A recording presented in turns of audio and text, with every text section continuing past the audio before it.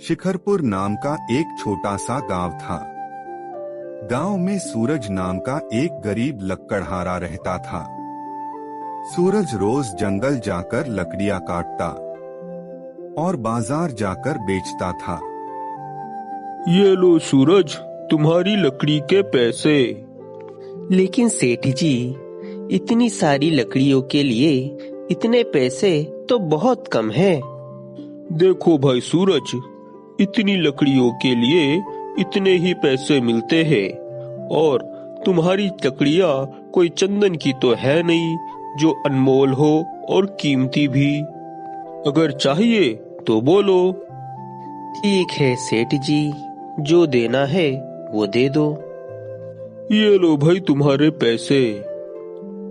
अरे भाई सूरज, हम इतनी दूर से इतनी मेहनत करके लकड़ियां लाते हैं और यह सेठ हमसे कम दाम में लकड़ियां खरीद कर दूसरी और महंगे दाम में बेचकर खुद ज्यादा मुनाफा कमाता है। लेकिन हम क्या ही कर सकते हैं, इतना छोटा सा तो गांव है हमारा और यहाँ और कोई काम धंधा भी तो नहीं है और ना ही हमें कुछ और आता है। इसका फायदा इन सेठ जैसे लोग उठाते हैं। हाँ भाई, सही कहा तुमने। चलो रामू, अब मैं चलता हूँ। सूरज पैसे लेकर घर जाता है। घर आते ही उसकी बेटी कहती है, पिताजी, पिताजी।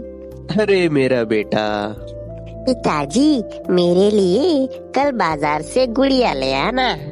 हाँ बेटा, मैं कल तुम्हारे लिए बाजार से एक अच्छी सी गुड़िया ले आऊंगा। अजी, आ गए आप? हाँ कविता, ये लो आज की कमाई। अच्छा जी, आओ खाना खा लो। सूरज लकड़ी लेकर दुकान पर जाता है। वहाँ पर एक व्यापारी दुकानदार से कह रहा होता है, अरे भाई, क्या इस इलाके में साग की लकड़ियाँ मिलती है? हाँ भाई, मिलती तो है, लेकिन दूर जंगल में जाना पड़ता है। क्यों, क्या बात है? अरे भाई, साग की लकड़ी की शहर में बहुत मांग है। साग मजबूत और टिकाऊ लकड़ी होती है जिससे तरह तरह की महंगी चीजें बनती है। अरे भाई, लेकिन साग की लकड़ी के लिए इतनी दूर जंगल में भला कौन जाएगा? कोई बात नहीं, लेकिन अगर तुम्हें कहीं साग की लकड़ियाँ मिल जाए तो मुझसे संपर्क करना, मैं तुम्हें अच्छे दाम दूंगा। ठीक है, अगर मुझे मिलता है तो बताऊंगा। सूरज और रामू उन दोनों की बातों को सुन रहे होते हैं। सूरज रामू से कहता है, अरे रामू, अगर हम उस जंगल में जाकर साग की लकड़ियाँ ले आए तो सोचो हमें कितनी अच्छी कीमत मिलेगी। नहीं भाई, मुझे तो जंगल के अंदर दूर जाने से डर लगता है। अगर वहाँ पर कोई जानवर वगैरह हुआ तो? नहीं भाई, मैं तो नहीं जाऊंगा। अच्छा, मैं चलता हूँ। अगर मैं जंगल जाकर साग की लकड़ियाँ तोड़ लाऊं तो सोचो मुझे कितना मुनाफा होगा।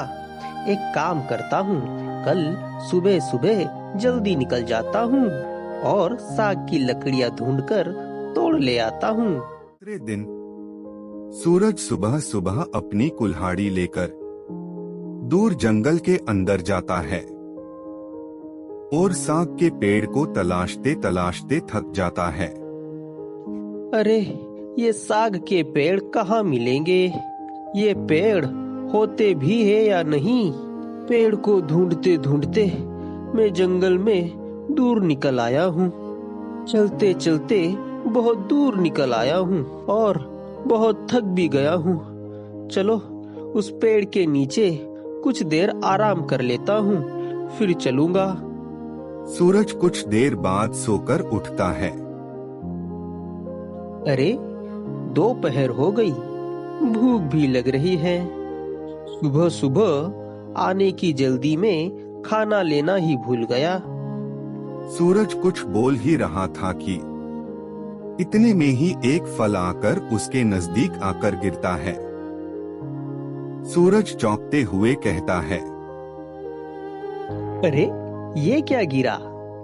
वाह, ये तो फल है, लेकिन क्या इसे खा सकते हैं?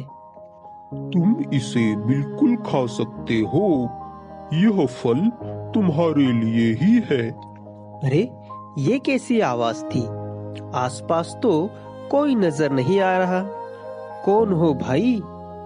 मैं पेड़ बोल रहा हूँ, जिसकी छाया में तुम बैठे हुए हो। क्या कहा? पेड़? लेकिन ये कैसे हो सकता है? भला पेड़ कैसे बोल सकता है? हाँ, मैं पेड़ ही बोल रहा हूँ। मैं सदियों से यहाँ रह रहा हूँ और इस जंगल की रक्षा कर रहा हूँ। लेकिन तुम बातें कैसे कर सकते हो भाई? मैं एक जीवित पेड़ हूँ। मुझ में बोलने की क्षमता है। पर तुम कौन हो और कहाँ से आए हो? मैं एक लकड़हारा हूँ। यहाँ से दूर एक छोटे से गांव में रहता हूँ। लकड़ियाँ बेचकर अपना और अपने परिवार का गुजारा चलाता हूँ। मैंने सुना है कि साग की लकड़ियाँ बहुत ही कीमती होती है, इसीलिए लकड़ियों की तलाश में इतनी दूर इस जंगल में आ गया। लेकिन यहाँ पर कहीं पर भी मुझे साग के पेड़ नहीं दिखे। चलते चलते बहुत थक गया था, इसलिए इस पेड़ के नीचे यानी कि तुम्हारी छाया में आकर थोड़ा आराम कर रहा था। कोई बात नहीं, यहाँ आसपास बहुत से पेड़ हैं जो सदियों पुराने और दुर्लभ हैं। तुम मुझे एक भले आदमी लग रहे हो। तुम जो लकड़ियाँ चाहो यहाँ से ले जा सकते हो, मगर इस इलाके के बारे में किसी से कुछ कहना नहीं। अगर किसी इंसान को इस इलाके के बारे में पता चला तो वह अपने स्वार्थ के लिए इस हरे भरे जंगल को बंजर बना देगा। इंसान ने न जाने कितने दुर्लभ वृक्षों को, जो सदियों से धरती पर थे, अपने स्वार्थ के लिए उन्हें नष्ट कर दिया। जो हजारों सालों से पशु, पक्षी और इंसानों को फल, फूल, औषधियाँ देती थी। आप चिंता न करें ए मित्र वृक्ष। इस जगह के बारे में मैं किसी से कुछ नहीं कहूँगा। अब मैं चलता हूँ मित्र। शायद लगता है मेरा इतनी दूर आना व्यर्थ गया। अब मुझे यहाँ से खाली हाथ ही लौटना पड़ेगा। रुको मित्र, तुम एक सच्चे और भले इंसान हो। रुको जरा। अचानक पेड़ के पास साग की लकड़ियां आ जाती हैं। ये देखकर सूरज चौंक जाता है और कहता है, अरे, क्या ये सब साग की लकड़ियाँ हैं? हाँ मित्र, यह सब साग की ही लकड़ियाँ है। और तुम्हें इस जंगल से किसी भी चीज की आवश्यकता हो तो तुम उसे ले जा सकते हो। पर ध्यान रहे, तुम्हारी वजह से प्रकृति को कोई भी नुकसान नहीं होना चाहिए। मैं तुम्हें वचन देता हूँ मित्र, मेरी वजह से तुम्हें या प्रकृति को कभी भी कोई हानि नहीं पहुंचेगी। और आपका बहुत बहुत धन्यवाद मित्र। मैं अभी चलता हूँ, मुझे दूर अपने गांव भी जाना है। मैं यहाँ फिर आऊंगा। ठीक है मित्र। सूरज लकड़ियां लेकर दुकानदार के पास जाता है। साग की लकड़ियां देखकर दुकानदार आश्चर्यचकित होकर लकड़ियों को देखने लगता है। और मन ही मन कहता है, अरे वाह, यह तो सारी साग की लकड़ियां है। ये कहाँ से ले आया? इसे थोड़े पैसे देकर सारी लकड़ियां ले लेता हूँ। अरे भाई सूरज, ले आए लकड़ियां? अच्छा ठीक है, ये लो भाई तुम्हारे पैसे। ये क्या सेठ जी, इतने से ही पैसे? क्यों भाई, क्या हुआ? हर बार इतनी लकड़ियों के तुम्हें इतने ही तो पैसे मिलते हैं। सेठ जी, वह सब सादी लकड़ियां थी। ये लकड़ियां साग की लकड़ियां है। अरे लकड़ियां लकड़ियां होती है, सादी क्या और साग क्या? ये लो पैसे, यह दाम सही है इतनी लकड़ियों के लिए? नहीं सेठ जी, यह सब साग की लकड़ियां है और साग की लकड़ियां बहुत कीमती होती है। इतने पैसे काफी नहीं है इन लकड़ियों के लिए। अब तू मुझे बताएगा, साग की लकड़ियां है या सादी? मैं सालों से लकड़ियों का व्यवसाय कर रहा हूँ। सेठ जी, मैंने उस दिन आपकी और उस दूसरे व्यापारी की सारी बातें सुन ली थी। उन्हीं ने आपको साग के लकड़ियों के बारे में बताया था और ये भी बताया था कि साग की लकड़ियां की कीमत बहुत ज्यादा होती है। अरे इसे कैसे पता चला? अच्छा भाई ठीक है, ये ले और ये पैसे ले ले और ये सारी लकड़ियां मुझे दे दो। ठीक है सेठ जी, ले लो लकड़ियां। अच्छा, ये लो भाई तुम्हारे पैसे। खुशी खुशी अपने घर जा रहा होता है। रास्ते में उसे खिलौने वाला नजर आता है। अचानक उसे उसकी बेटी की याद आती है। अरे खिलौने, मेरी बेटी ने मुझसे गुड़िया मंगवाई थी, चलो ले चलता हूँ। गुड़िया देखकर वह बहुत खुश हो जाएंगी। अरे ओ खिलौने वाले, बताओ भाई ये गुड़िया कैसी दी? 50 रुपए की है भाई। अच्छा ठीक है, दे दो, ये लो पैसे। पिताजी, पिताजी। अरे मेरा बेटा, देखो मैं तुम्हारे लिए क्या लाया हूँ। अरे वाह, गुड़िया।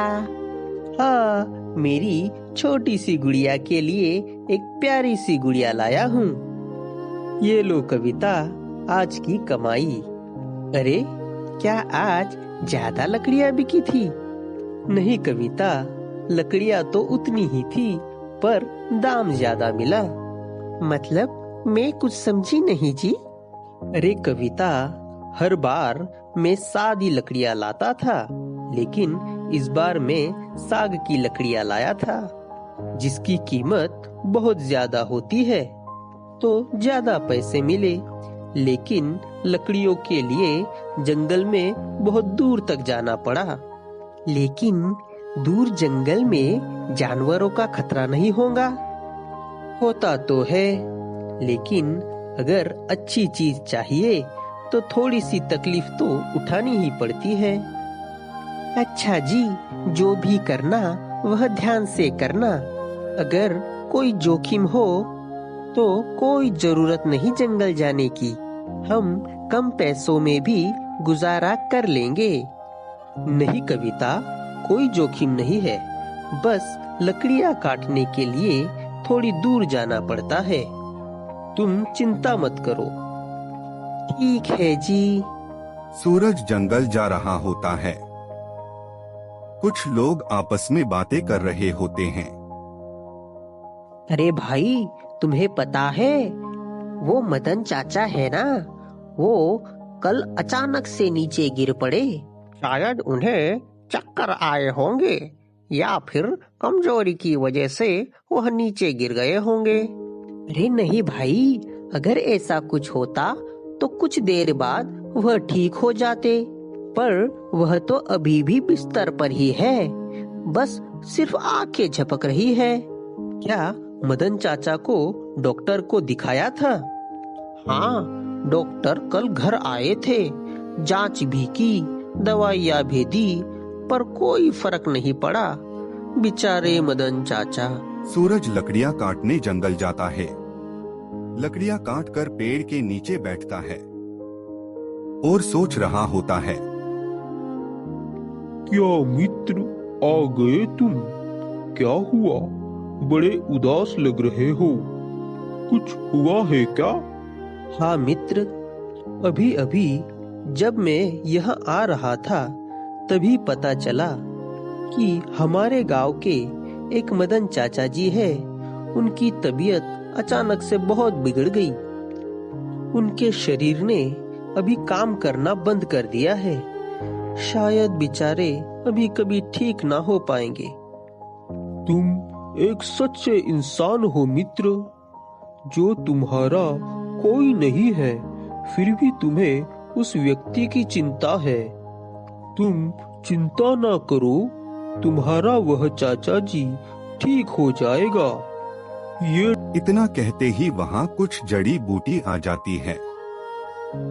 पेड़ कहता है, यह औषधि को पीसकर इसका रस उन चाचा जी को पिला देना, वह चाचा जी ठीक हो जाएंगे। क्या मित्र, ऐसा सचमुच हो सकता है? तो फिर मैं अभी जाकर चाचा जी को यह दवाई देता हूँ। सूरज उन जड़ी बूटी को लेकर मदन के घर जाता है। चाची, अब कैसी है चाचा जी की तबीयत? कुछ नहीं बेटा, कोई फर्क नहीं पड़ रहा है। डॉक्टर ने दवाई भी दी मगर कुछ भी असर नहीं दिखाई दे रहा। कोई फिक्र मत करो चाची जी, मैं यह जंगल से जड़ी बूटी लाया हूँ। इसे पीस कर चाचा जी को इसका रस पिला देना, चाचा जी ठीक हो जाएंगे।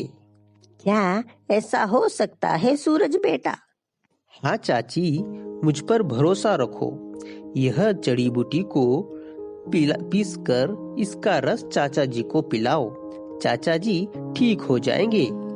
ठीक है बेटा, मैं यह दवाई उन्हें पिला दूंगी। ठीक है चाची, अब मैं चलता हूँ। कुछ दिनों बाद मदन चाचा और चाची अपने हाथ में लड्डू लेकर सूरज के घर आते हैं। सूरज, ओ सूरज, क्या घर पर हो बेटा? अरे चाचा जी, चाची जी, अरे आप तो बिल्कुल ठीक हो गए चाचा जी। आइए आइए, बैठिए, बताओ क्या बात है? हम तुम्हारे लिए यह लड्डू लाए हैं बेटा। जो जड़ी बूटी तुमने हमें दी थी, उससे तुम्हारे चाचा जी बिल्कुल ठीक हो गए। वह जड़ी बूटी किसी संजीवनी से कम नहीं थी। हाँ बेटा, मुझे तो जैसे नई जिंदगी ही मिल गई। हम तुम्हें यहाँ पर धन्यवाद कहने आए हैं। तुम्हारा बहुत बहुत धन्यवाद सूरज। अरे कोई बात नहीं चाचा जी, मैं भी तो तुम्हारे बेटे जैसा ही हूँ। सही कहा, खुश रहो बेटा। तुम्हारा बहुत बहुत धन्यवाद मित्र, तुम्हारी वजह से चाचा जी एकदम ठीक हो गए। कोई बात नहीं मित्र, प्रकृति तो हमेशा ही मनुष्य के लिए मददरूप होती आ रही है। सूरज और पेड़ दोनों बातें कर रहे होते हैं। तभी वहाँ पर एक चिड़िया आकर पेड़ पर बैठती है। अरे सोनी चिड़िया, आ गई तुम? हाँ पेड़ दादाजी, मैं आ गई। सूरज, ये हमारी सोनी चिड़िया है। ये हमें आने वाले संकट की सूचना देती है, जिससे हम पहले से ही सावधान हो जाते हैं। और सोनी चिड़िया, ये हमारे मित्र है सूरज। तुमसे मिलकर खुशी हुई सोनी चिड़िया। मुझे भी तुमसे मिलकर खुशी हुई। चलो मित्र, अब मैं चलता हूँ, फिर मिलते हैं। चलो सोनी चिड़िया, फिर मिलते हैं। ठीक है सूरज भाई, फिर मिलते हैं। अब सूरज हर रोज सादी लकड़ियां लाने की बजाय साग की लकड़ियां लाने लगा।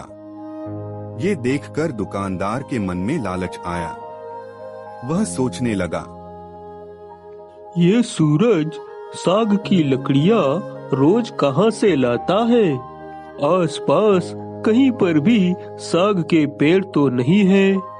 अगर ये पता लगा लिया जाए तो एक साथ ही सारी लकड़ियां काट लूंगा और एक ही बार में अमीर आदमी बन जाऊंगा। लेकिन ये पता कैसे लगाऊं? हाँ, एक काम करता हूँ, किसी को उसके पीछे भेजता हूँ। छोटू, अबे ओ छोटू।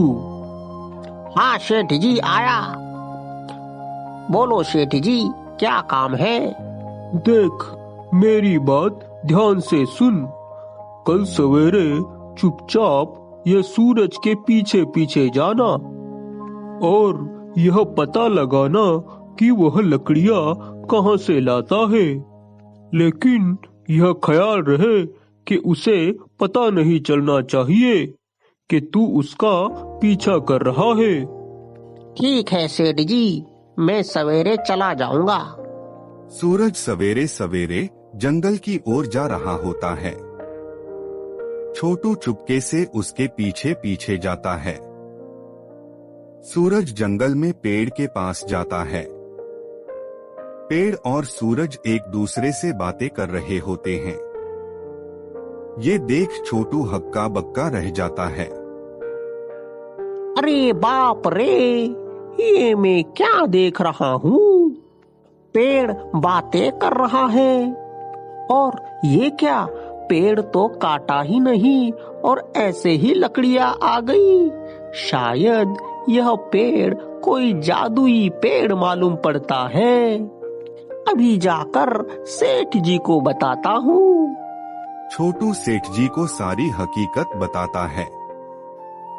छोटू की बातें सुन दुकानदार दंग रह जाता है। अच्छा, तो ये बात है। इसका मतलब कोई साग का पेड़ नहीं, पर पेड़ देने वाला एक जादुई पेड़ है जो सूरज को जादू से लकड़ियां दे रहा है। ये तो बहुत ही अच्छी बात है। अब मैं उस पेड़ के जरिए जंगल की सारी कीमती लकड़ियां ले लूंगा और माला माल बन जाऊंगा। दूसरे दिन दुकानदार अपने साथ कुछ लोगों को लेकर जंगल जाता है और पेड़ के पास जाकर पेड़ को आवाज लगाता है। अरे ए जादुई पेड़, मेरे सामने आ और मुझसे बात कर, वरना मैं तुम्हें जड़ समेत काट दूंगा। तुम कौन हो भाई, और तुम यहाँ पर कैसे आए? वो सब रहने दो, मुझे तुम जंगल की सारी कीमती चीजें यहाँ ला कर दो और यहाँ जंगल के आसपास कौन कौन से कीमती पेड़ पौधे हैं वो सब बताओ, वरना आज मैं तुम्हारा नामो निशान मिटा दूंगा।